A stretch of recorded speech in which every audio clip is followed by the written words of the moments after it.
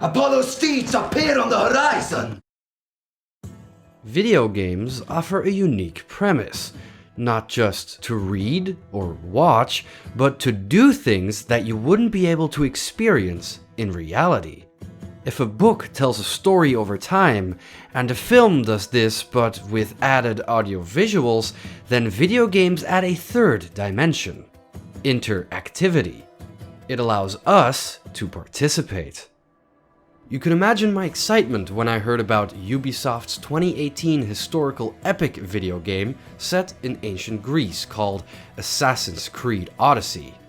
It would put you, the player, in the shoes of a Greek hero, a fantasy that many have shared since reading Homer's epic poems, the Iliad and, yes, Odyssey, or maybe it was watching Zack Snyder's lavishly stylish 300 films, which created vivid and brutal images of the Spartans' last stand at Thermopylae.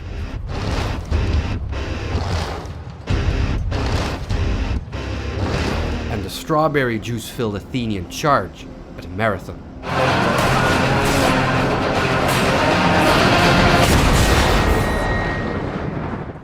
Once you get into the game, however, the grandiose beach battle ends up looking like this.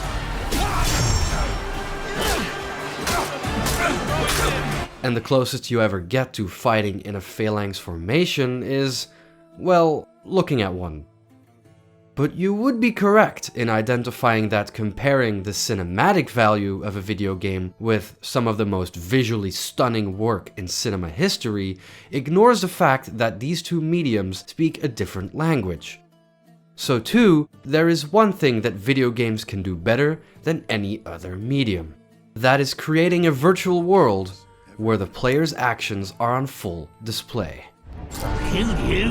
Now you're back? Just my rotten luck!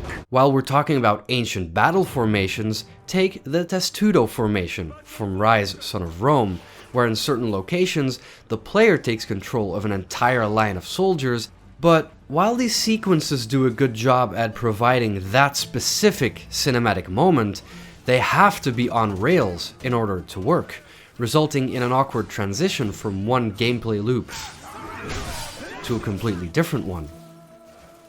However, looking at the adventurous trailer for Assassin's Creed Odyssey, heavily authoring your gameplay moments might not always be the best approach. Take for instance the action-adventure game Tomb Raider from 2013, in which the player isn't doing the exploring, the script is.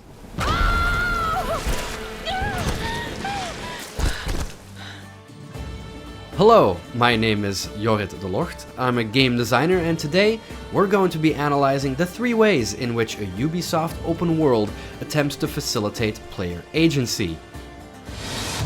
This is your Odyssey. And with a catchphrase like that, it's no wonder that Assassin's Creed Odyssey takes this design philosophy to the extreme.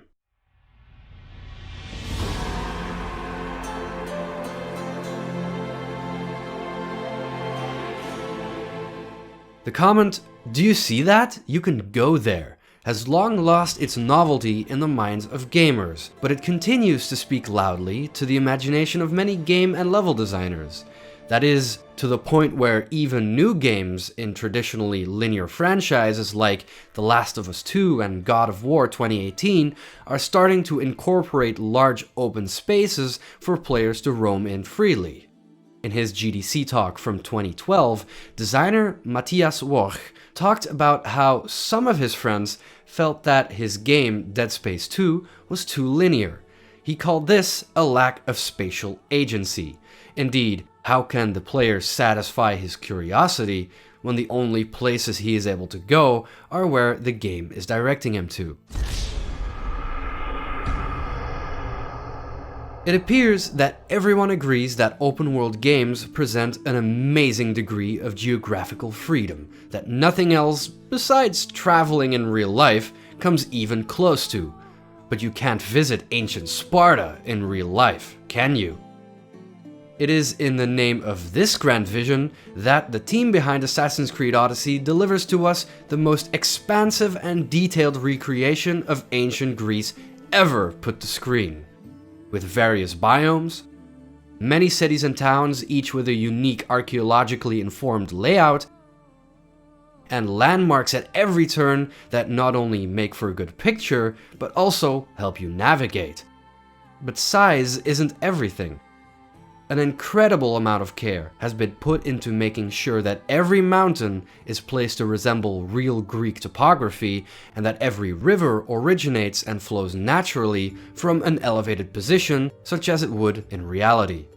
Remnants from various historical eras can be found everywhere, such as the ship, the Argo, from the Mythical Age, a magical forge from the Atlantean civilization, Agamemnon's palace from the Heroic Age, a lion-shaped memorial at Thermopylae for King Leonidas, who died there during the Greco-Persian Wars, all the way up to current ramifications of the raging Peloponnesian War, like burnt fields and sealed gates around northwestern Athens.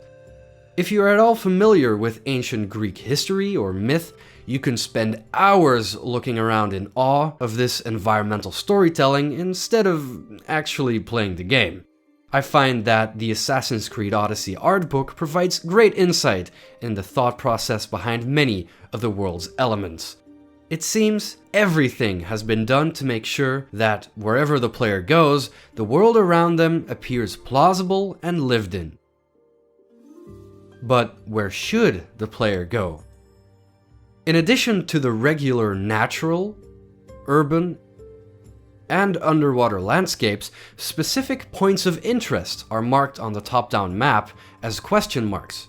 Incentivizing the player to uncover these is what helps one in locating the things that, according to the game, are most worth seeing.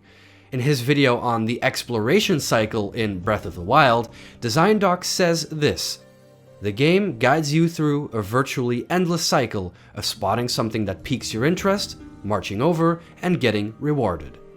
On first glance, these appear quite similar, so let's sketch Assassin's Creed Odyssey's exploration cycle and compare. Firstly, you look at the map to see where you can find points of interest, then you make a mental checklist of all question marks, and finally plot a course to go and complete them to clear the region. DesignDoc again comments on the differences. Hyrule is a web of visual breadcrumbs. Instead of a trillion waypoints already filled in, like in a Ubisoft open world game, the Breath of the Wild map is sparse, with only the topography filled out. While breaking down the design of Metro Exodus, Mark Brown from GameMaker's Toolkit says, "In Exodus, your map is empty outside of your mission marker, and it's up to you to fill it up. You can do this by getting somewhere high, pulling out your binoculars, and focusing the lens on curious locations." This is a mechanic that both Breath of the Wild and Metro Exodus use to great effect, and with their new title, Immortals: Fenyx Rising, it appears that Ubisoft too is hopping on board to see what all this fuss is about. It's no secret that over the past few years, the teams behind the Assassin's Creed games have been constantly evolving the way you traverse their worlds. Take for example the removal of the minimap in Assassin's Creed Origins to prevent confining the player's vision to a tiny, mere 2D representation of the surroundings. Or the addition of exploration mode in Assassin's Creed Odyssey, which has the player at times put together clues from character dialogue. There's a patch of them growing by a little stream southeast of here. Instead of immediately plopping down worldwide visible waypoints, so that instead of running to the objective in a straight line, the player must now find his own path through the world. Personally, I like to play with even more heads-up display elements turned off.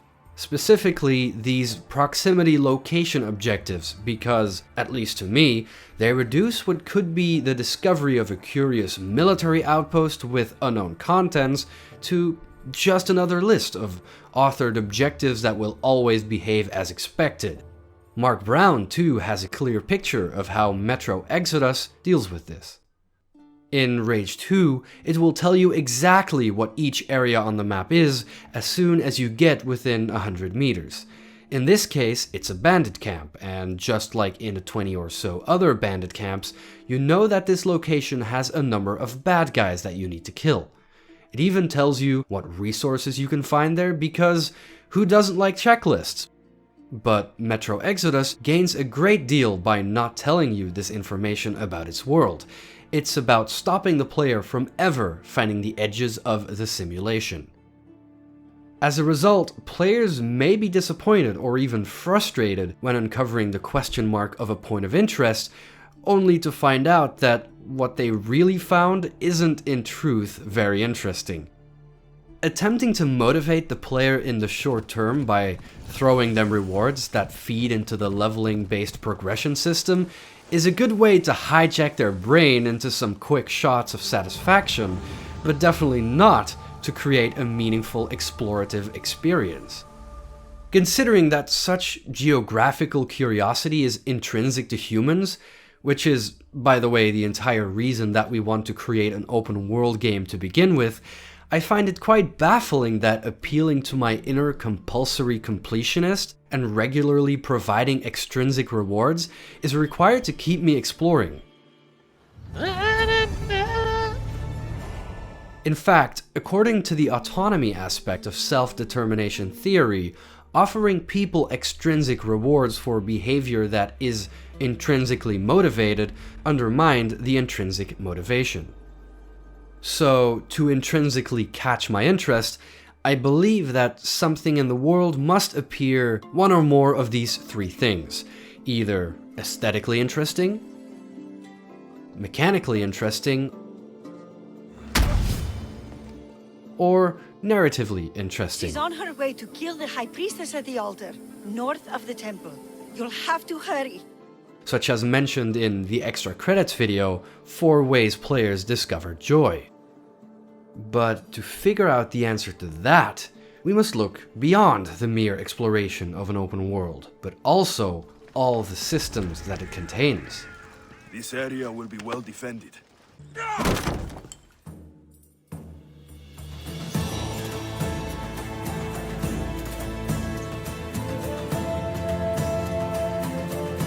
Just as becoming a Greek hero requires much more than simply traveling the world, very few games get away with merely presenting an interestingly looking world, without mechanical depth to make interacting with that space engaging. These mechanics are the set of rules by which the player acts. Think of a board game booklet that explains how to play the game. For video games though, this has to be programmed into the game's systems. To demonstrate, how fun would Minecraft be if you couldn't break any blocks and use those materials to craft new items or build creative structures? How fun would Grand Theft Auto 5 be if you couldn't drag some rich guy out of their expensive car, only to figure out that it's way too fast for you to handle, running over some pedestrians in the process, only to get the cops on you, and flying over a ramp to enter the airport so that you can jack a private jet and escape. That is what systems do. And such systems are what transforms the world of Assassin's Creed Odyssey from a virtual museum into a sandbox to play around in. However, not all open world games need tons of systems. Take The Witcher 3 for example, which trades in this mechanical complexity in favor of a more focused narrative. No trial needed here. Just a tree. When it comes to filling an open world to the brim with systems though, Ubisoft is the undisputed king.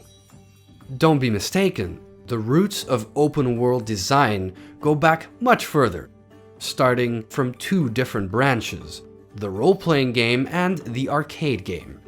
The RPG branch splits into Eastern RPGs such as Zelda, Final Fantasy, and Dragon Quest, and Western RPGs like Ultima, which spawned things such as Baldur's Gate, Fallout, and Ultima Underworld that would eventually lead to the Elder Scrolls.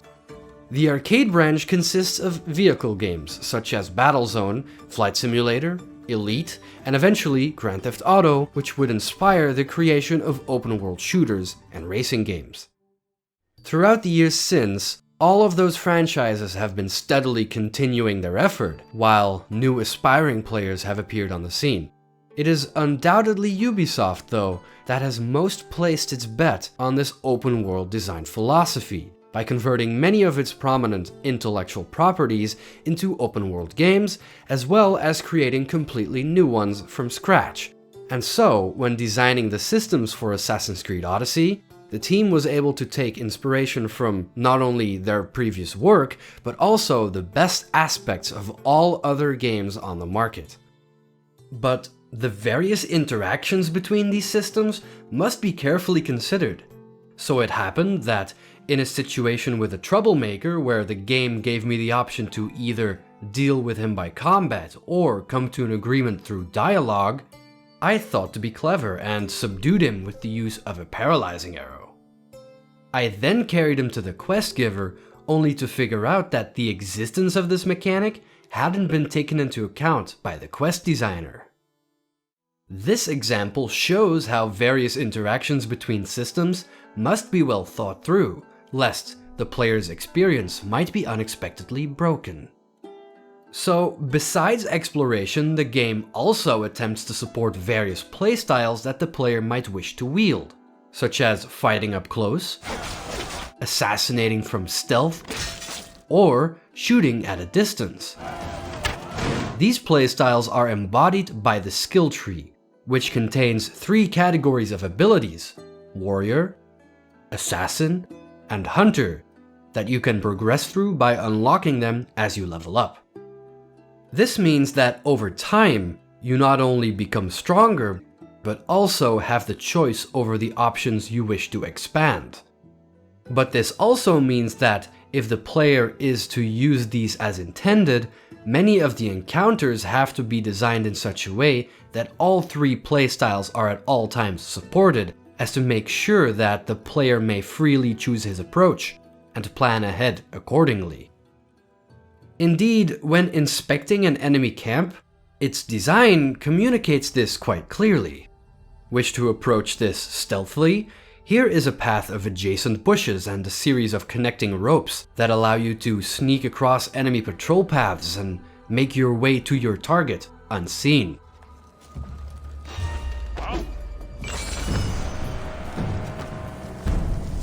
Or maybe you prefer to shoot from afar, in which case you can look for vantage points from where you might find a useful sightline and perhaps unleash a wild animal from its cage as a distraction.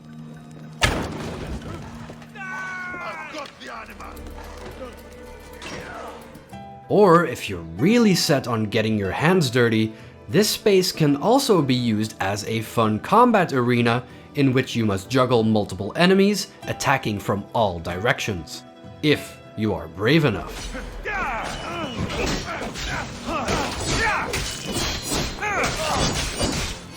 And that is where many games might wrap things up and call it done, but not for a systemic game such as Assassin's Creed Odyssey. What sets systemic design apart is that the game's entities not only interact with the player directly, but also other systems. I will now describe a short gameplay clip that demonstrates the workings of some of these systems. We've just interrogated the Pythia and figured out that Elpinor might be a member of the cult of Cosmos. What's his name? Elpinor. Elpinor? She told us that he often hangs around Pharsalus fort. Our goal is to assassinate him. Once we arrive at the fort, we perform some scouting using the Icaros spotting system and form a plan to reach Elpinor unnoticed. Our knowledge of how the enemy guard behavior is informed by the day and night cycle system allows us to foresee that many will go asleep during the night, which would result in less patrols around the fort, as well as the dark of night lowering the range of enemy vision cones. As such, we make use of the meditation function to change the time of day.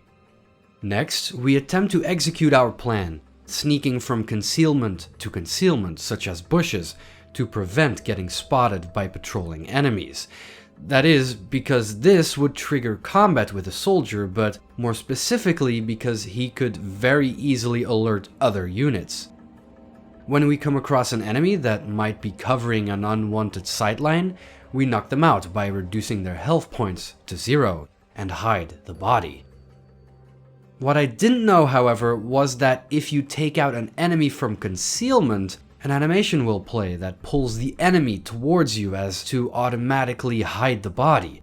Except if the guard is carrying a torch, such as he might during nighttime, this will inflame the bush. So the bush catches fire, I catch fire, the knocked out guard catches fire, wakes up and starts screaming. All guards in the vicinity are immediately alerted and I am spotted. In a case like this, an alerted guard might do one of two things. Either come and fight the intruder, which is me, or light the fort's brazier to call for reinforcements. I am chased, the brazier is lit, I run into the building to quickly dispose of Elpinor, who turns out to be an imposter, only dressed as Elpinor. Things are really getting hairy at this point because the amount of attacking enemies is increasing quickly. Luckily, I remember that the quickest way of transport in the game is a horse, so I steal one to escape the fort and hide out in concealment on the other side of the road while the reinforcements in all their hurry pass me by. We read the note and find out Elpinor's true location. This situation felt as exhilarating as any heist movie, except none of it was scripted. This tense gameplay emerged organically, only made possible by the intelligent way in which various systems interact with each other. That's why we call this emergent gameplay. And for the first domino that starts this chain reaction of emergent events to be pushed, the game must tell the player only one thing: kill that man.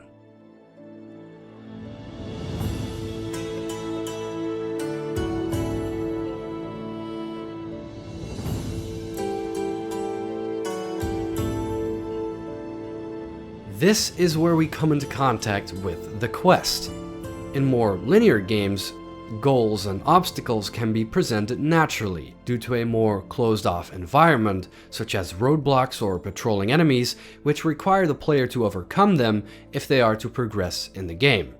In an open world, though, the player can simply go the other way.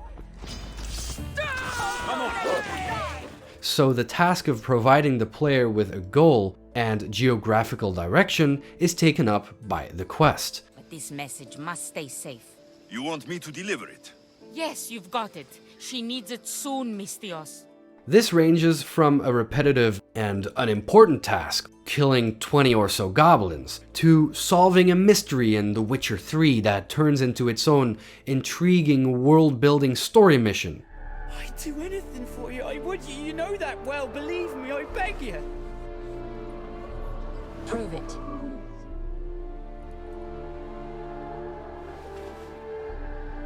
Kiss me. Of course, this is only looking at it from the narrative lens. Another way in which we often perceive a quest is through the gameplay lens. If you've played any role-playing games, you might be familiar with some of the standard activities the player might be tasked with, such as the kill quest, the fetch quest, the collection quest, the delivery quest, or the escort quest. In this sense, the narrative serves to contextualize the actions that the player is taking. But hearing players mention them usually means that they are not happy with your quest.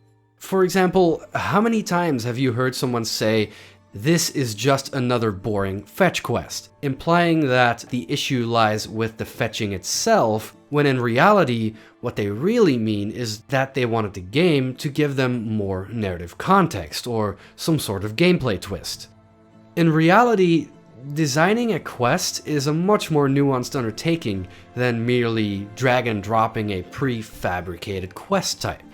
Let's analyze 3 quest lines in Assassin's Creed Odyssey that consist of a series of fetch quests. In the Blind King quest in Megaris, the player is tasked by a blind Persian fugitive to describe 5 famous monuments for him. In the main story, you visit the regions where these can be found and synchronize with the according viewpoints. After each one, you return to the man with your information, and bit by bit, he reveals more of his backstory, each time also receiving a historical diary entry from Themistocles. Yes, that Themistocles. In the end, it becomes clear that this mysterious man is in fact the son of Xerxes and now deposed Persian emperor. A Persian assassin shows up and the player is given the choice to either protect him or let him be murdered as revenge for the death of Leonidas. In Phokis, the leader of the Daughters of Artemis can be found, a quite aggressive faction. Daphne tasks you to show your worth to their deity by collecting the pelts of 7 legendary animals, such as the Nemean lion slain by Hercules or the Cretan bull that fathered the Minotaur. Throughout your travels, you come across these locations and end up fighting them in a unique mini-boss fight. Each time you return with a pelt, you're rewarded a legendary piece of equipment and get the opportunity to spend a romantic night.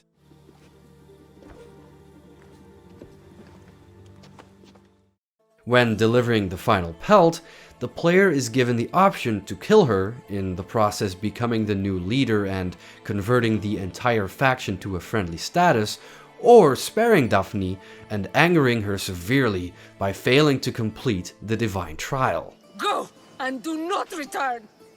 If we meet again, I will kill you. When finding Xenia the pirate on the island of Chaos, the player is tasked with retrieving several treasures, in fact, lost items of Greek myth, such as Poseidon's shell trumpet and the flute of the god Pan. These locations are found by comparing the sketches of a treasure map with your map of the game world. When bringing her a treasure, you're rewarded with a considerable amount of gold and the option to flirt by making a pirate-like comment. Then you should pay me double. Double? Malaka. I like the way you think. After all is done, the player is presented the option to spend the night with her, if he has sufficiently managed to seduce her, that is. Each of these 3 fetch quests gets their fun out of a different design decision. Why? To uncover the background of a Persian fugitive. How? By fighting unique and dangerous animals. Where? At the location drawn on an abstract treasure map. Looking at it this way, designers have a framework that represents both lenses, while for players this could help them express why they enjoy one quest and dislike another. But this framework isn't limited to only side quests. Examining main story missions, we can tell that even those consist of a string of such standard activities. Our little fort sequence mentioned before, stripped down to the bare bones, is simply a fetch quest transitioning into a kill quest, but cleverly connected by narrative. Framing these repetitive actions, such as fetching or killing, as crucial tasks to finding and unmasking a specifically villainous character, the underlying anatomy of the quest remains disguised. In other words, the player is so invested in the narrative context that any actions required to unmask the villain become inherently more engaging. Elpenor! You coward! While some missions end up using many expensive tricks to present these narrative beats in an appealing manner, this particular mission has employed a much more elegant solution. By placing the fetch object in a fort, this quest manages to harness the pre-existing systems of the game, originally designed for sandbox gameplay, and seamlessly integrates them with the context of the narrative. Even the note that you find consists of little more than some text that lets the player figure out where to go and what to do next, without the need for cinematic dialogues or scripted set pieces. I'm not through. I won't be forgotten for all I've done.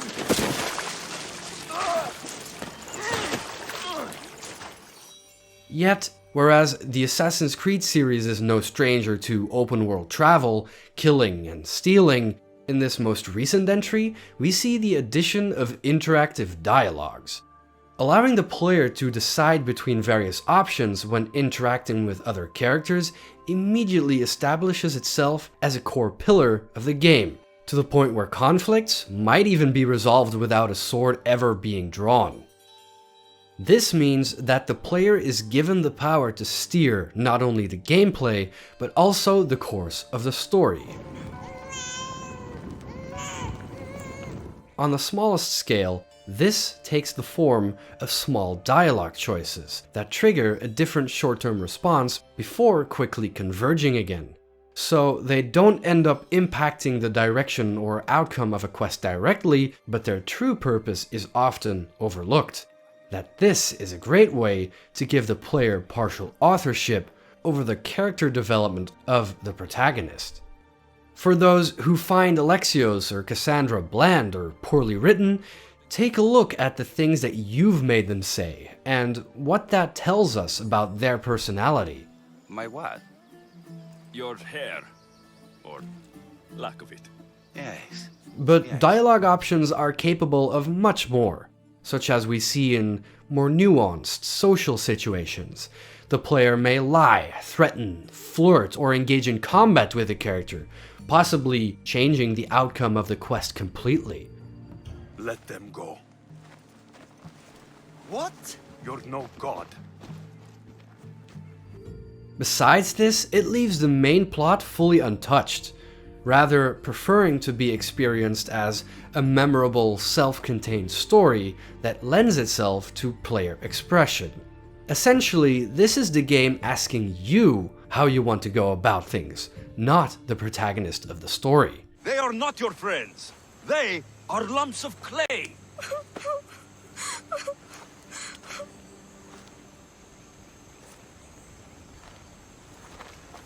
You need to make real friends. Go into the towns. Find children your age. But anytime we discuss interactive stories, we just can't escape the term branching narrative. Players and narrative designers are often quick to jump to the idea of a grand plotline, with pivotal choices that send the main story in different directions and result in various unique endings.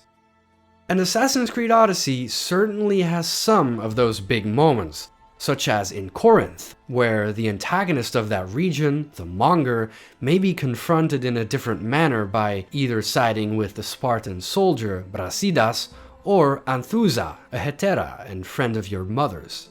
While these are in truth only temporary splits, they do permanently impact your relations with certain characters throughout the rest of the game, with results ranging from a different line here or there.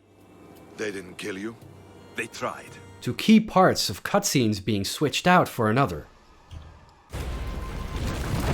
In fact, it appears to me that calling this technique a modular narrative may be a more accurate description, because it cuts down on tons of production costs that usually come with full branching, while simultaneously allowing you to puzzle together modules to form a narrative that is unique to your playthrough and remain faithful to the general direction of the central story. So then, how does a structure like this provide multiple endings that really feel like they result from the choices you've made? In Assassin's Creed Odyssey, the so-called family ending doesn't end the game per se, but it does wrap up an important plotline. Namely, you have reclaimed your old home, and your journey to reunite your family comes to a close. Based on, for example, what you decide to do with your father, Nikolaos, the cutscene plays where either he is or isn't present at the end. Such moments that decide the fate of various family members appear throughout the game, and each of them impacts which module will be played for the player at the end, even to the point where you might end up completely alone. Malaka. A perfect moment for the game to make you reflect on your past actions.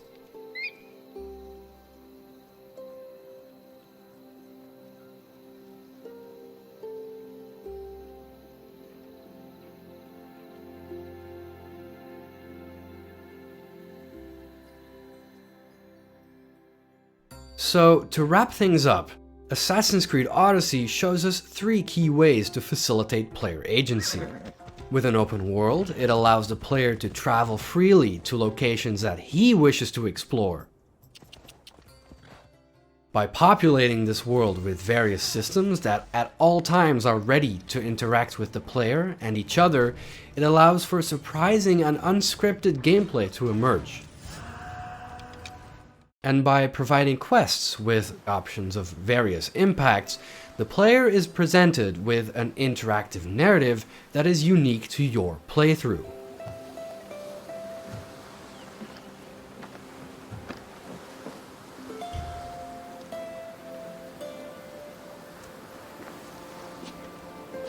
Real connections with people are rare.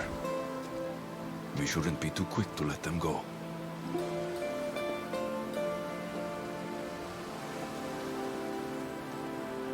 Stay. Please. This is what the obsession with open world games is all about.